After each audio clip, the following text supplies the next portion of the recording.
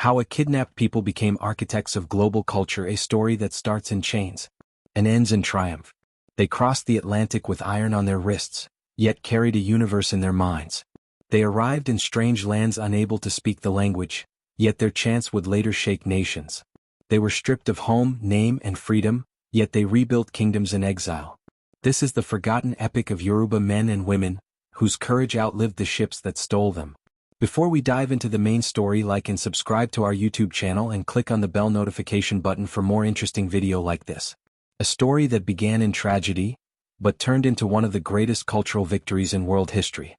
For centuries, the Yoruba homeland of Oyo, Ife, Ijebu, Egba, Ekiti, Ondo, Ijesha, and others thrived as centers of philosophy, military architecture, trade, and spiritual knowledge. Their world was shaped by the Oyo cavalry, feared across West Africa. Ifa knowledge systems, libraries of wisdom carried in memory. Jellied and Igungun festivals, spiritual theater and ancestral science. Master craftsmen who shaped brass, wood, cloth, and iron. Then came the Atlantic slave trade. As internal conflicts and foreign invasions shook the region, many Yoruba men and women, warriors, priests, farmers, mothers, hunters, drummers, were captured and forced toward the coast. Some fought until their last breath. Some leapt into the sea, choosing the ancestors over bondage. And some, refusing to die, chose to carry their world across the water. On the slave ships, Yoruba captives recognized each other through a shared oriki whispered in the dark, a familiar drum rhythm tapped on wood, a quiet Ifa chant, or the subtle greeting, Ikuairolu. Even in chains they organized themselves. Some ships noted that the Nego, the Brazilian name for Yoruba, were fierce, rebellious, and impossible to break. Others noted that they could unite hundreds of captives simply by calling out a praise name of an Orisha. They were feared for their discipline, and respected for their intelligence. Brazil, birthplace of Candomblé. In Bahia, Yoruba captives rebuilt the memory of Oyo, constructing temples called terreiros, preserving Orisha worship. Drumming patterns, bata, gangan. Yoruba language, Nego. Rituals of Ifa. Some became warriors in Brazil's Quilombos, maroon communities of escaped Africans. Their leaders were described as Oyo fighters who fear no musket. Cuba, the land of Santeria, La Regla de Oca.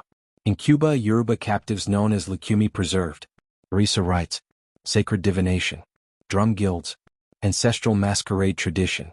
Cuban plantation masters wrote that Yoruba people were too united to be controlled. Many earned respect because they could read the sky, predict weather, treat illness, or interpret dreams, skills rooted in Ifa science. Haiti, warriors of the spirit. Yoruba people carried traditions that blended into Haiti's voodoo. In the Haitian Revolution, some warriors of Yoruba descent fought alongside Congolese, Fon, and others. Their songs gave courage. Their rituals strengthened unity. And their belief that no injustice goes unanswered by the ancestors helped fuel a revolution that defeated the world's strongest armies. Jamaica, Obia, Maroons, and iron discipline. In Jamaica, Yoruba warriors joined Maroon fighters in the mountains. They preserved medicinal knowledge, warrior oaths, spirit invocation chants, ironworking techniques. Plantation owners feared the Nego rebellion, noting that Yoruba captives were often the most determined escapees. What makes the Yoruba story extraordinary is this. Despite unimaginable trauma, the culture survived intact. Today, Brazil has more Yoruba-speaking houses of worship than many towns in Nigeria. Cuba's Santeria carries Yoruba language in its prayers. Haitian Vodou echoes Yoruba cosmology. Trinidad, Grenada, Barbados, Panama, and the U.S. South hold fragments of Yoruba memory. The Orishas crossed the ocean. The language crossed. The rhythms crossed. The worldview crossed. And most importantly, the identity refused to die. By the mid-1800s, something astonishing happened. Former Yoruba captives who became free in Brazil and Cuba returned to West Africa. They arrived in Lagos, Porto Novo, Abeokuta, Ouidah.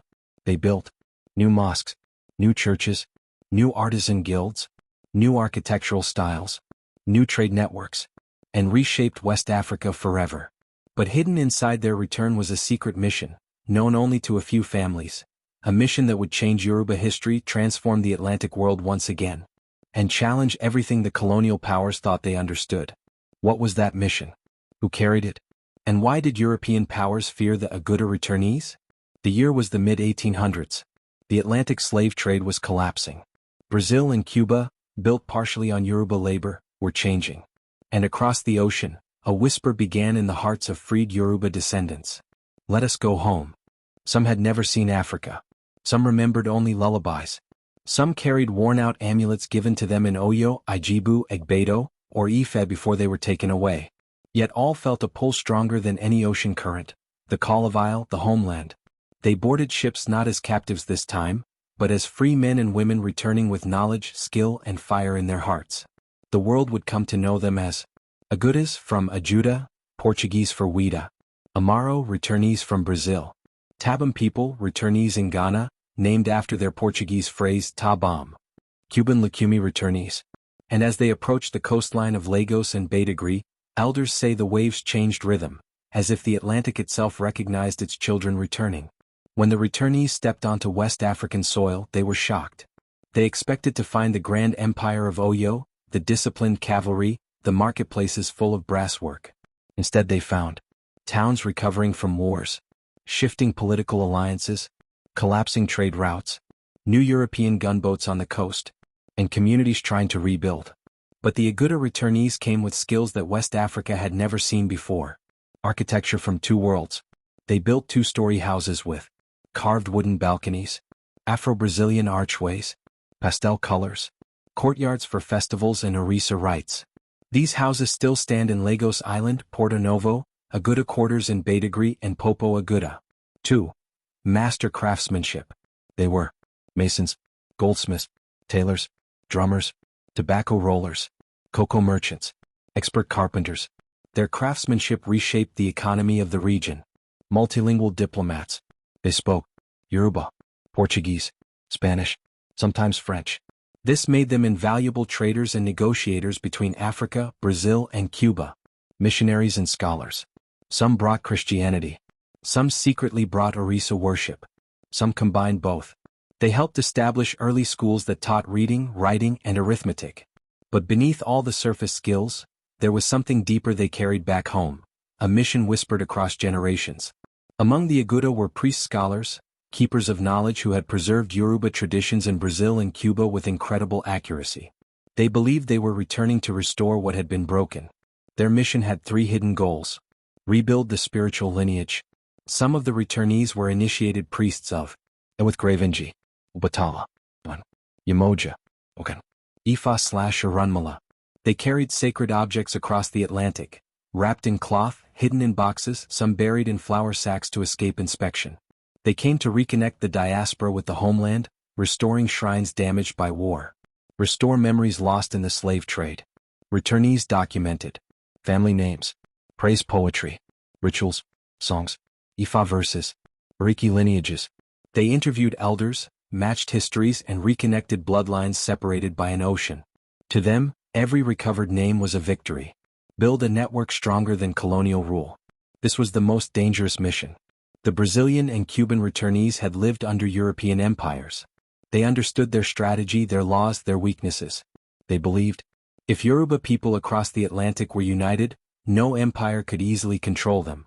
So they began forming secret communication routes between Brazil, Cuba, Sierra Leone, Dahomey, and Lagos. The British learned of this network, and they grew afraid. European colonial officers began writing reports about suspicious gatherings in Brazilian-style houses, Orisha festivals, too organized for ordinary natives, trade routes that didn't pass through British-controlled ports, multilingual Africans who moved comfortably between continents. One British officer warned, "The Brazilian returnees are uniting the coast more rapidly than our influence can spread." Another wrote, "They bring religion, architecture, and commerce, but also a dangerous sense of identity." Soon, colonial governments began passing laws to limit their influence. Priests were harassed. Festivals were banned. Buildings were raided. Trade agreements were restricted. But the Aguda returnees had survived slavery. They had survived the ocean. They had survived plantations designed to break the human spirit. A colonial office in Lagos reported with frustration, "These Afro-Brazilians bend but do not break." Instead of fading, the returnees became even more influential. They joined local politics. They funded newspapers. They became wealthy traders, educators, clerics, and craftsmen. Their children became lawyers, doctors, and activists. They connected the diaspora with West Africa in ways European powers could not understand. And as the 19th century turned into the 20th, a new force began rising, a movement born from Yoruba resilience, Agouda Returnee networks, African American scholars, Caribbean revolutionaries, Brazilian activists, a movement that terrified colonial empires far more than any warrior or musket. Pan-Africanism. The Yoruba returnees of the Atlantic played a secret role in shaping it. But how? Who were the key families involved? What messages crossed the ocean that changed Black identity forever? Here, the story deepens. In 1880, a letter left Lagos. Written by a Yoruba returnee, addressed to a Black intellectual in the Americas. Its contents were so controversial that it was hidden for decades. It spoke of a rising African unity, a spiritual revival, a future without empires, and a prophecy recorded in ancient Ifa texts. But the letter disappeared. Some say it reached its destination. Some say it sparked rebellions. Others believe it influenced the early Pan-African Congresses. The truth is buried in archives across 3 continents. And now the question remains. What exactly was written in that letter? Who sent it? Why was it feared? And why are historians still searching for it today? For years, the letter had been a whisper in history. Archivists mentioned it. Elders spoke of it. Some said it never existed. Others swore it changed the course of Black identity across the Atlantic. But the truth, buried in aging papers and fading ink, tells a different story. The letter was real. And its contents were more revolutionary than anyone imagined. The letter came from Adeyemi Domingos Afonja, an Afro-Brazilian returnee living in Popo Agouda, Lagos. Born in Bahia. Freed as a young man. Trained as a mason, drummer, and student of both the Bible and Ifa. He had seen slavery. He had seen rebellion. He had seen Brazil in flames as Africans demanded their rights. And when he returned to West Africa, he saw something else. A continent rising, but divided, wounded, and watched. Afonja believed Africa's future depended on reconnection with its diaspora. So in 1880 he wrote a letter. He addressed it to Edward Blyden, a Sierra Leone Liberian scholar often called the father of Pan-Africanism. But the letter was not just meant for Blyden. It was meant for the entire Black world. Below is a reconstruction of the core message based on surviving fragments, eyewitness accounts, and archive translations. Afonja wrote that Yoruba culture survived in Brazil, Cuba, Haiti, Trinidad, and the U.S. South not by accident, but by intention. We carried Ifa in our memory, the Orisha in our breath, and our identity in our bones. He described how enslaved Yoruba kept their language, rituals, drum codes, praise poetry, and spiritual science, even when whipped, even when forbidden, even when punished. He wrote, "Any people who can keep a universe alive while chained can never be truly conquered." This was the first idea dangerous to colonial powers. The enslaved were not broken, they were only displaced. Afonja argued that Africa's strength lay not only on the continent, but also in its millions of descendants across the Atlantic. He wrote, "Those taken away multiplied their knowledge. Those who remained held the roots. Together we formed the full tree." He insisted that Africans in the diaspora must visit or return. West African kingdoms must open their doors. Trade routes must be built between Black nations. A global Black identity must be formed, not tribal, not regional, but united. This was the second dangerous idea, a united Africa across continents. Afonja revealed that Ifa was more than religion. It was a system of ethics, memory, governance, conflict resolution, scientific observation. He wrote, "The colonizer fears whatever he cannot understand. He fears our drums because they speak. He fears our rights because they organize. He fears our ancestors because they remember." He proposed creating a network of scholars, on both sides of the Atlantic, to preserve African knowledge systems. Yoruba Ifa, Akan wisdom, Congolese cosmology, Ethiopian scholarship, Mande philosophy. This was the third dangerous idea. African knowledge must guide African liberation. This was the sentence British officers found most disturbing. Afonja wrote, "Those taken away will return, in body, in spirit, in memory, and they will come with skills the colonizer cannot match." He predicted the rise of Afro-Brazilian merchants in Lagos, the growth of African American intellectuals, the influence of Haitian revolutionaries, the spread of Caribbean political thought. He warned, if Africa and her diaspora unite, no empire will survive the next century. This was the final and most dangerous idea. Black global unity would end colonialism. Colonial authorities intercepted copies circulating through Lagos, Sierra Leone, and Accra. Some were seized. Others burned. Some simply vanished. But one copy reached Edward Blyden, and its ideas quietly seeped into early Pan-African circles, diaspora correspondence networks, black newspapers in the Caribbean, abolitionist societies, and eventually, activists like Marcus Garvey, Henry Sylvester Williams, and W.E.B. Du Bois. The letter became a spark. Small, but enough to catch fire. Afonja closed his letter with a line drawn from an Ifa verse. A river may be split by stones, but it will meet itself again in the ocean. He believed the black world, divided by slavery, would reunite. And he was right. Within 50 to 70 years, colonial empires collapsed. African nations gained independence. Pan-African congresses were held. Black identity movements rose across the diaspora. Yoruba culture flourished in Brazil, Cuba, Haiti, and the United States. Today, millions across the globe practice traditions brought across the Atlantic by Yoruba captives. Millions more are reconnecting. In the end, the people who were stolen changed the world. And when they returned, even in spirit, they helped set Africa free. The letter is not just history. It is a reminder that culture outlives chains, memory outlives distance, and identity outlives oppression. The Yoruba warriors who traveled the Atlantic did not just survive. They transformed the world. And now their descendants, on every continent, are still completing the mission. To reconnect the river that was once divided, until it becomes one ocean again.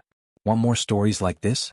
Hit like and subscribe so you don't miss any of our story, because this is just getting started.